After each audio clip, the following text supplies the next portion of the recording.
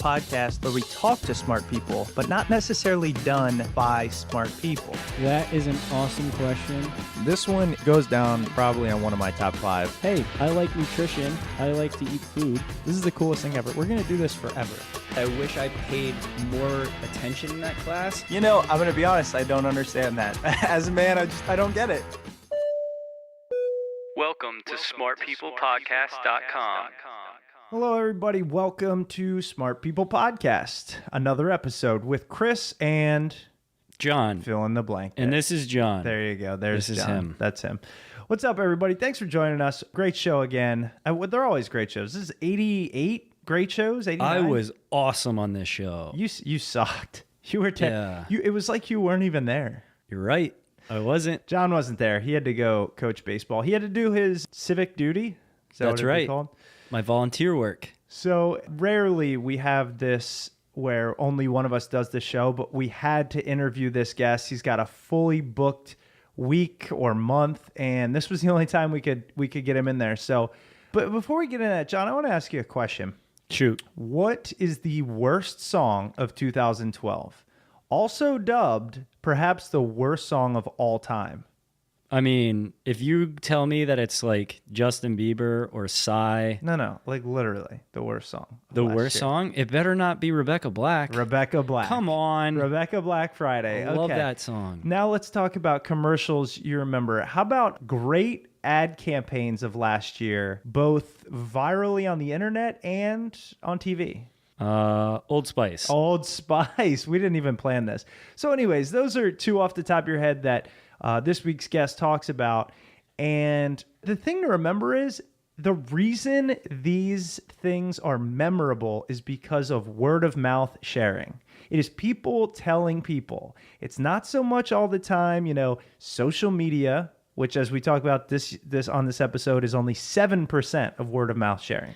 Oh, I like to think that my posting of Rebecca Black every Friday for like 2 months So wait, that brings had a up, lot to do with how popular that song was. That brings up a good point. He talks about the fact the reason that song was popular, it would spike one day out Fridays. of a week, every Friday. Yeah, everybody posted that song on Friday and they're like, this is funny. Exactly. I was one of those people. So this week we talked to Jonah Berger. And John, you want to tell him a little bit more about Jonah? He's kind of a big deal. He's the assistant professor of marketing at Wharton, which is at University of Pennsylvania.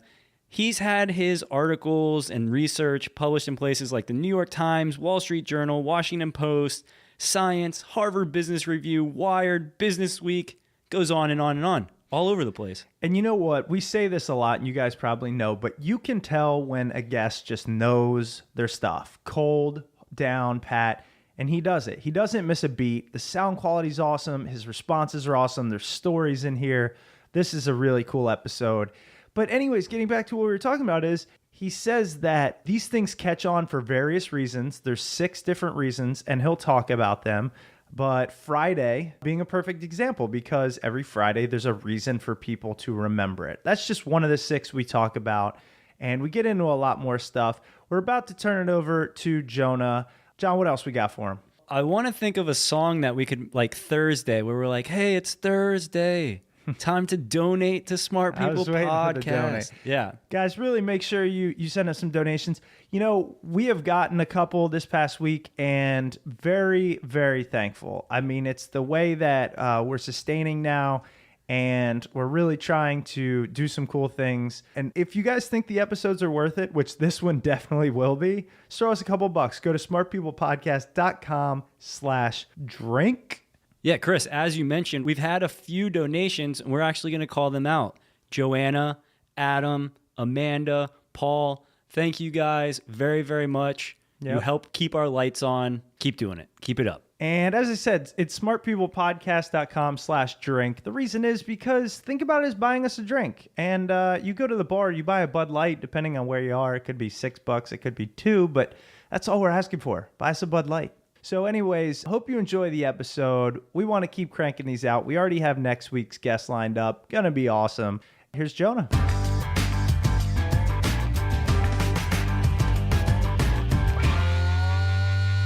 So the first thing really, I have to ask you, because when everyone thinks of your title, Contagious, and why things catch on, everyone always wants to jump to social media. And I know that you clearly state that this is not all about social media. It's actually very minimally about social media. And I was hoping you could explain why that is for those that always make that assumption. It's a great question. And I think, marketers are always looking for the shiniest new toy. A couple years ago, Foursquare was supposed to be really big. Now Pinterest is big. Who knows which of these technologies will persist? But I think research has nicely shown that most word of mouth is not online. Most word of mouth is offline. Only about 7% ends up being online. If you think about why, though, I think there's two key reasons. One is that the online stuff gets a lot more attention in the press. So there are lots of articles about new social media technologies, the newest social networks, what's going on with these spaces. And so that gets a lot of attention in the press, which makes companies think that most word of mouth is there. The second reason is a little more psychological, and that is that there's a written record of what we share online. So if you go back, just you as a person, and you say, well, what did I talk about today? You can look at your social media feed and say, wow, I talked about this and this other thing, and I heard about this brand, where there's no really written record. There's no even audio record of what we talk about face to face. But that doesn't mean it doesn't matter. It just means that it's sometimes harder to track and harder to see. And so some great companies, the Keller Fay Group, as well as some others, have collected some really nice data on offline word of mouth by using diaries and other sorts of things. And we really do share a lot offline. I asked students in my class actually to keep a diary over the course of the day to see how much offline they share. And people are amazed at how many times more offline matters than online. I love that thing about the diary, because I always think it's funny. I work in kind of advertising, marketing, sales, yet I'm not a big believer in it. I feel like, I'm not manipulated by this. It doesn't affect my decisions. And I really, truly believe that. I know it's a ridiculous assumption, but could you kind of talk about how I think a lot of people feel that way, but clearly it's not the case, or else companies wouldn't be spending millions of dollars billions on trying to figure out how we share things. Definitely. I mean, I think we all have this feeling that we're alone in a crowd of sheep. Other people are susceptible to social influence. Look at all those people driving the similar cars, and they're dressed the same, and they listen to the same music, but not me. I'm a rugged individual. I'm a special, unique snowflake. There's no one else out there like me. And we've done research on this phenomenon. Indeed, if you ask people, how much, and we've gone up to BMW drivers, for example, and we ask them, well, how much does a friend of yours who drive a BMW, how much was their car choice influenced by what other people are driving? And they'll say, oh, they were influenced a lot. And then we'll ask them, well, how much were you influenced? Oh, me? Well, not at all, right? And even when it's buying the same thing, we think that others are susceptible conformity, but not us. And it's an interesting phenomenon. Even in cases where conformity is not bad, we still don't think we do it. But that doesn't mean we don't. And so I think we're all susceptible to these hidden influences on our behavior. Even though we're not aware of them, it doesn't mean they don't matter. When you mentioned, the car thing, I feel like a lot of the large purchases are oftentimes, it's easy to kind of say, yeah, I mean, I bought an Infiniti when I graduated, and I did it probably because most of my friends were buying sports cars. But what about the smaller items? I mean, do we really... are we affected by word of mouth, by media, advertising on everything we buy? Or is it really these much larger things where we actually are constantly inundated by their advertisements? Research has looked at a whole bunch of different categories, and across domains, word of mouth has a huge influence on our behavior. And subtle environmental influences have a huge influence on our behavior. We did a study a few years ago, for example, looking at voting behavior. And you might say, well, okay, people vote in different locations. Some people vote in, churches. Other people vote in schools. But there's no way that where you vote would affect how you vote, right? I mean, voting is a big, important decision. Your mind should already be made up. There's no way that it would affect your behavior there. And we found even on that measure, where people voted, voting in a school actually made people significantly more likely to support a school funding initiative. And it matters for small things also. Research shows that playing French music in the grocery store leads people to be more likely to buy French wine. German music leads people to be more likely to buy German wine. And so these factors influence our behavior, whether it's expensive things or cheap things, whether it's hedonic products or more utilitarian products. Even in the domains we would least expect it, others' behavior, as well as advertising, really affects what we do. Okay, that I have a bunch of questions off of that now because, well, one of them is this. It's this thing that research shows blank. All I read is nonfiction. We've talked to tons of authors on the show, and all of them super smart. And I've read your book. I've listened to you talk. You know your stuff. And so I really do trust a lot of the things you say. One of the things I wonder is when you say research shows, and obviously you're a researcher, but does that mean, look, this is most likely, very likely, almost definitely true? Because I just feel like no way if I listen to French music, I'm going to buy French wine. I don't want to believe my mind is that easily manipulated. So I think there's an important way to think about this. Does it mean that playing French music is going to make everyone buy French wine? No. And if you never buy wine, it doesn't matter what music the grocery store plays. You're not suddenly going to get up and buy French wine. Sure. But that said, the way to think about it is imagine yourself as sort of a scale, right? So take the voter example. There was a sales tax initiative, raise the sales tax from 5 to about 6% in Arizona. That's what we looked at when we looked at voting. And if on the one hand, nobody likes their taxes to be higher, right? So that's what we don't want to support that initiative. But on the other side is, well, we care about schools. We care about kids. And so you're a little bit caught in the balance. And so these environmental factors can shift us when we're on the margin. There's that famous example that happened in New Jersey where someone said, hey, I flashed drink Coke on the screen of a movie theater, and suddenly everyone got up and bought Coke. And that was false. That didn't actually happen. They didn't subliminally affect people's behavior. Yet in some ways that could work, So if you sometimes buy Coke and sometimes you buy Sprite and you're already on your way to the concession stand, then flashing drink Coke on the screen should make you on the margin to be more likely to buy Coke. But if you never buy soda, it's not going to make you get up out of your seat like a mindless automatron and robot and walk down the aisle and suddenly, buy 6 or 7 sodas. And so I think the way to think about this is on the margin, these subtle factors shift our behavior, but they don't make us do things we would never do otherwise. Sure. And that makes sense. And oftentimes I am buying wine, so who knows? And I guess I do, especially when it comes to word of mouth, and we can transition into that. I don't think many people will disagree that word of mouth is the strongest motivator to purchase something. It's the thing that people rely on the most. And I don't think that's changed much over, I'm sure, millennia. With that in mind, should advertising be more targeted at creating word of mouth versus creating action? So say I'm putting together an ad campaign, or I have a small business or anything. Should I be thinking, how do I make this more easily shareable, memorable, and all that? Or should I be thinking, I want the person who sees this to buy my product? The end goal there is the same, right? So the end goal of word of mouth is to get people to, adopt your service or buy your product or support your nonprofit. So it may seem like there's a different step in the middle, rather than trying to directly get them to purchase, get them to talk and then get them to purchase. But at the end of the day, the goal is the same.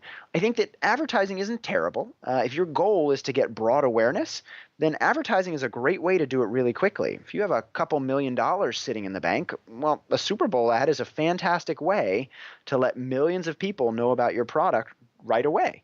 Will that make them go buy it? Probably not, right? Television ads in particular, but ads in general, they're not very persuasive. They do make us aware of products, but word of mouth is much more effective in persuading us to actually buy those products. And so there is a trade-off. Advertising increases awareness. Word of mouth also increases awareness. Word of mouth is slower, but word of mouth is more persuasive. And so both are important in the marketing mix. It really depends on your goals. But I think particularly for small businesses, over-investing in advertising is the wrong way to think about things. I think the goal as a small business should really be to turn your existing customers into advocates. That doesn't cost money. You don't have to advertise. You just have to figure out how to get them to spread the word. No, that's perfect. And it's funny you mention it because I do the marketing for a nonprofit. So we're kind of trying to figure that out now. And that's really useful. And it makes a lot of sense. And that's a perfect segue into let's talk about word of mouth marketing in general. I mean, you have done tons of research and you cover it in your book, Contagious. What are the keys to it? If somebody is putting together this, say we're trying to turn customers into advocates, what do we do? How do we do that? I know that's a broad question, but It's a very broad question, but it's a very important one. We found in our research that word of mouth is not random, and it's not luck, and it's not chance. There's a science behind it, looking both at online and offline word of mouth, looking at B2C as well as B2B. We found that there are 6 key principles that repeatedly drive people to talk and share. We put them in a framework to help people remember it. It's the STEPS framework. We talk about social currency, triggers, emotion, public, practical value, and stories. And you can think about it almost like a recipe or a formula for driving word of mouth. You don't necessarily need to follow all the ingredients to get it to work for you, but the more of those factors you bake into your message or you build into your product, the more effective you're going to be. And indeed, we've used the framework for many companies to help them both get more word of mouth as well as get more sales overall. okay, so you've seen this in action. Yes. Now, that has to be a very daunting task. When you go into a company and they say, hey, here's what we do, I'm sure they say, the CEO or whatever marketing director says, hey, make this go viral, right? Yes. I mean, it's like this word, oh, no problem. That's got to be daunting. How's the process go? Do you break it down? Is there one key step, one word you need to focus in on? Everybody has their little tips. I think viral is actually the wrong goal, because when people think about viral, they think about 10 million views, 15 million views. And sure enough, if I can get a company 10 million views, they'll be really happy with me. But 10 million views really isn't their goal. What most companies want is 10 to 20% more customers. They don't need 1 billion views. They don't need every person in the world to know about their service. For most small businesses especially, you just want more customers. You don't need double as many customers. Sure, that would be great, but you don't need everyone in the world to hear about your message. And so for most small businesses, it's really about understanding these things and, again, getting those customers to talk more. Whether we need the video to be viral, that's not so important. We need those existing customers to tell 1 or 2 more people. It's almost a little bit like a batting average in baseball. Can I guarantee with any hitter that you can hit a home run every single time? No way. No one hits a home run every time they're at bat. But good hitters who understand the science of hitting have a higher average. They hit home runs more often, and they also hit more singles, more doubles, and more triples. And so that's the goal here. By understanding the science behind word of mouth, you get people to tell 2 friends instead of just 1. You get them to spread the word to 5 people over email rather than just 2. And along the way, you grow your business and you help your idea catch on. I think that's a fantastic point, especially because I can't say I've never understood, but the virality, right? Trying to put a video up and it be viral and everybody view it. Did that come about because people just wanted to be seen or heard? Or do you think it came about because people were like, hey, I can make money off ads? Or I still don't understand the big deal. If I put a YouTube video up and it got seen 1 million times, now like 100 million, I get it, but 1 million times, is that going to change my world? Maybe I'm just being naive. I don't know. Well, I think, and when I say viral, I mean, we don't need to think about the big viral that people always want to think about. But yeah, if you can get 1 million views, if you can get 100,000 views, if you can get even 50,000 views, that's great. And if you can get more views by understanding the science of sharing than you would have gotten otherwise, that's even better. The benefit of these initiatives, they're not very expensive. When you put a video up of you in your house doing something online and you can get even 10,000 people to go check it out, it's a really cost-effective way to get your message out there. But again, given that much of word of mouth is actually offline, I think that focusing only on online and focusing on viral videos is not necessarily the way to go.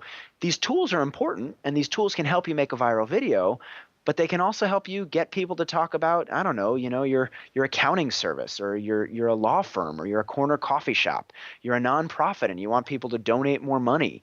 You want them to recycle more. You want them to remember, not to eat certain fatty foods. The same ideas apply. It just depends on what type of initiative you're getting to catch on. In your research, have you found that this all stems back to the fact that we are humans, we like community, we like to be involved with each other, and we like to seem knowledgeable so others reach out to us? Is it really that human connection that you found is the driving force behind all of the principles you named earlier? So the human connection drives us to share. Well, we love connecting with others, whether it's passing on information or talking about our day. What makes us human, the ability to share language.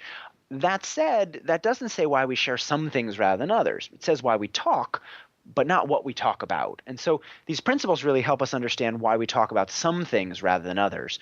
So you talked about looking good, for example. That's what social currency is all about.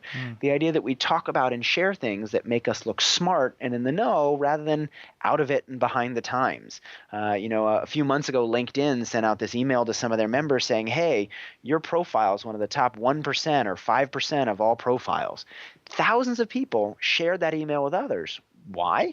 Because it made them look really smart. To be one of those special people that has a profile that's highly viewed makes you look really good. And so you want to look good, and you tell others to make you look that way. Lots of other examples of social currency, but that's one of the 6 drivers that shape what we share. Could you give us a few examples of campaigns or advertisements that we may have seen or may not have seen? And I guess I'm kind of more interested in ones that took either a unique approach or, I'm not as impressed by, say, Apple doing something that goes viral because they're huge and they have billions of dollars to spend on it. But, say somebody who kind of came up with something interesting and you were like, wow, that did the job and it probably did it cheaply. Kudos to them. There are a number of great examples. One of my favorite in the nonprofit space is a group called Movember. So they wanted to raise money for men's cancers. But if you think about it, the problem with many nonprofits, particularly with donations, is that it's very hard to know what someone else is donating to. So if you look around your office or you think about your friends, unless they have a T-shirt or something, you don't really know what causes they support. But because you don't know what they support, it's going to be hard for their behavior to affect yours. And so what's so great about Movember is it takes this private act of donation and it makes it much more public. And public is one of the 6 factors I talk about in the book. And Movember's great, right? It's essentially, rather than running a 5K, you get people to sponsor you growing a mustache. For the month of November, you grow a big bushy mustache and other people support you along the way. What's great about that, though, is if you walk into the office sporting a mustache and you don't usually, someone is going to ask you, wait a second, what's up with that mustache? And you're going to tell them, well, I'm doing Movember. And then suddenly you spread the word about this cause because they figured out a public signal for that otherwise private action. And so it's not just brands. The same ideas apply to nonprofits, and it doesn't necessarily take a huge advertising budget. It's about understanding that science of social transmission. I love Movember, by the way. It's a great excuse to grow a mustache. Oh, it is. And I know in your book you talk about something really interesting that I loved about how the anti-drug campaign, the commercials, they might have increased drug use. And I think this is a great story to kind of let people know the things you cover in your book and how interesting and pertinent it is. This is one of the most surprising findings, I think, from the book. So, decades ago, it started with the Just Say No campaign, public service announcements about not using drugs. And the idea behind them was really simple. We don't want people to use drugs, so we're going to let them know that sometimes people are going to ask you, do you want to use drugs? And you got to be ready to say no. And you'd expect that these ads would decrease drug use. They'd teach you, hey, listen, young kid, say no when someone else asks you to use them. But when some researchers actually looked at the data, what they found is that in some cases, anti-drug ads might have actually increased drug use. And when they looked at it more closely, the reason was very subtle. What they realized is many of these ads go something along the lines of the following. Imagine you're a child, you're sitting at home, you're watching television, and you never really thought about doing drugs before. And then suddenly an ad comes on the screen that says, hey, some kids at school are going to ask you to try drugs. And they might even be the cool kids. But when these folks ask you to try drugs, you should say no. And you're sitting there as a kid going, well, hold on. I had no idea this drug thing existed. And wow, the cool kids in school are doing it? Who would have thought? Well, if the cool kids are doing it, if a bunch of people are doing it, maybe I should get into this drug thing too. And so while the ad is simultaneously saying, hey, don't do this, it's also saying lots of other people are doing it.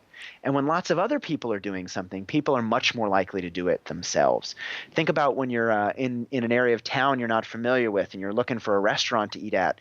Use the signal, well, if the restaurant's full, it must be good. We look to others for information. As long as their behavior is public, we're much more likely to imitate it. That's terrifying for a number of reasons. And the main one being, how do we avoid that blunder? I'm sure, I mean, nobody could have seen that coming. So hindsight's 2020, but do you have any ideas, or have you learned from, I guess we talked about what we should do. Have you learned from all your research, definitely don't do this? Well, I think whenever you're communicating social information, statistics or facts about how people are behaving, you have to be very careful. The recording industry of America sends out these notices, hey, 60% of people are illegally downloading music, don't illegally downloading music. And you sit there and go, wow, 60% of people doing this? I had no idea. I should probably be downloading music as well. As soon as you tell some number about what other people are doing, people are going to be more likely to go along with it. So be careful. If you want people to do something, well, then talk about how many or the percentage of people that are doing that thing.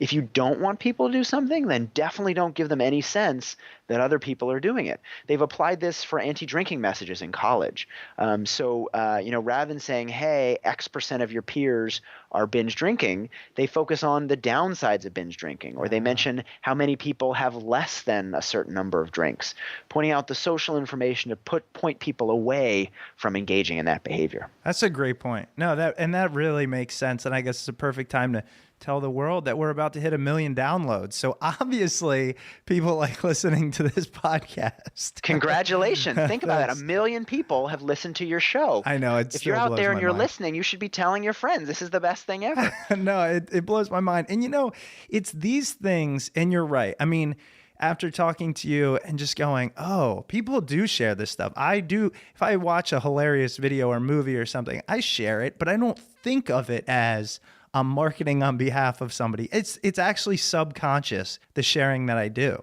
Definitely. And this is, I talk about this in the stories chapter of the book. Nobody wants to be a marketer. Nobody really wants to help by selling stuff for other people. If you're marketing your own stuff, great, but no one wants to market other people's stuff. No one wants to shill for, a software company or, even Apple products, let's say. But people are very happy to tell stories about how the product helped them out, how it made their life better, stories about how neat something was. Another great example that I talk about in the book is this idea of will it blend? Chucking stuff in the blender and watching the blender tear it to shreds. These videos have gotten millions of views, but what's really cool about them, no one's sharing that video because they want people to buy the blender. They're just sharing it because it's really engaging content. But that content is also a Trojan horse story. It has an exterior shell. It's really engaging, really surprising, really remarkable. But the brand comes along for the ride. You can't watch a Will It Blend video and not realize, wow, they make really powerful blenders, which is the exact message they want you to get across. And so what smart word of mouth marketing, it's not about getting people, paying them to talk about products or, forcing them to talk about something. It's about getting them to share stories that make them look good, that have useful information, that evoke high arousal emotions, but stories that are also Trojan horses that carry that brand or that benefit along for the ride. It's just a great example. I like the visual of the Trojan horse too. I mean, it just makes you realize that I'm trying to make a mental note of all these things so I can use them in my marketing going forward. And I hope everybody else is too. Yeah, definitely. And by the way, if your listeners are interested, we have a free workbook on my website. It's just Jonah, Jonah, Berger, Berger.com to help people apply these different things. So it's sort of a companion in the book, and it'll help you think about how to apply these ideas to your own business. Oh, that's perfect. I'm going to be going through that tonight, literally. Now, the last thing I wanted to ask you, and sometimes I ask this, and usually only if I am interested, how did you come to study this, become an expert? I mean, did you always like marketing, or did you like understanding how people act or why they share? Or there's got to be a path. I grew up studying hard sciences, so math, science, computer science. In high school, I did a research project as a capstone on urban hydrology, which is the least marketing topic you can probably think of. It's how the stream, the geometry of the stream was affected by the buildings that are in the watershed area. So I love that stuff. I went to college, but I started becoming interested in, could we apply these same hard science tools to social things, to the social sciences, to the people puzzles that we see all around us in our everyday lives. I think sometimes we've all wondered, well, why did I buy that thing? Or why did I tell someone else about this? Or why is this product or this idea or this service so popular? And I started to wonder, well, couldn't we apply these same hard science tools to answer these questions? And that's really what I've spent the last decade trying to do, understand why things go viral, understand how word of mouth works, understand the science behind trends.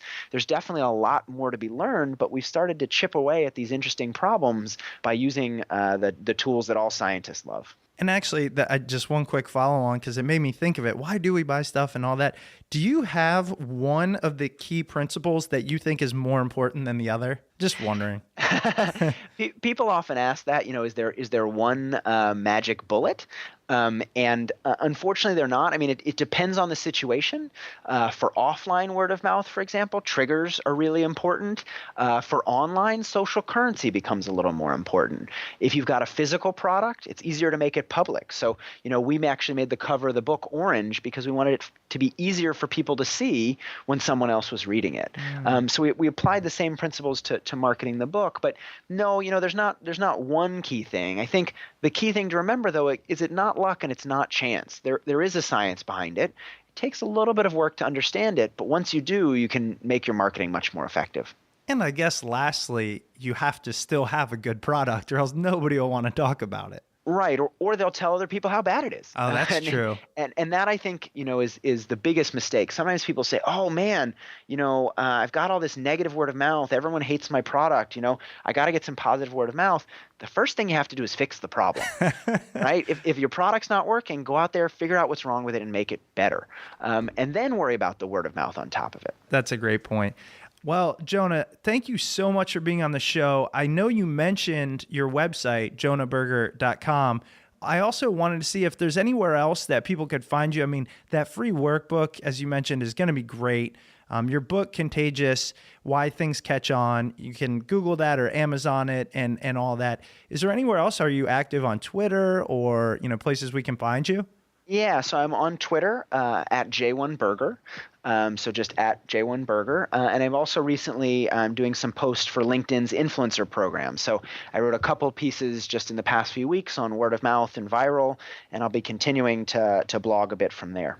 Those LinkedIn articles are fantastic. I've gotten sucked into them. I mean, it's crazy. Well, thank you so much. And congratulations, by the way, on 1 million views. That's great. Great news. Thank you so much. Yeah, actually, your episode might be the one that pushes us over that. So I'll be sure to let you know. That's fantastic. All right, Jonah. Well, have a great night. And thanks again. Thanks for having me. All righty. Bye-bye. Welcome back, guys. Hope you enjoyed that interview. Sorry I had to miss it. I missed you guys. I did. You would have loved it, too. I would have loved it. But you would have tried to take it down some weird tech crunch. Oh, you mean some awesome for the fact that he wrote for Wired and it happens to be one of my favorite magazines/websites? Yeah, I know you didn't catch it, but he's writing for LinkedIn too. He talks about it on the What's LinkedIn? Yeah, exactly. Anyways, guys, thanks so much. Hope you enjoyed it. Again, that was a cool episode. I personally love it just because I'm involved in the marketing aspect and really need to learn how to move people a little bit. Don't forget to head on over to iTunes, subscribe, leave us a rating. Those are the kind of things, a little donation. Just show us some love as we provide these 30 to 40 minutes for you once a week and expand your brain. Before we go, I actually have a favor to ask. If you like the show, you like this episode, you like past episodes, tell one friend. Say, hey, check out this podcast. Think you'll like it. Just one. If you learned anything from this week, it'd be that. Just tell a friend. See you guys next week.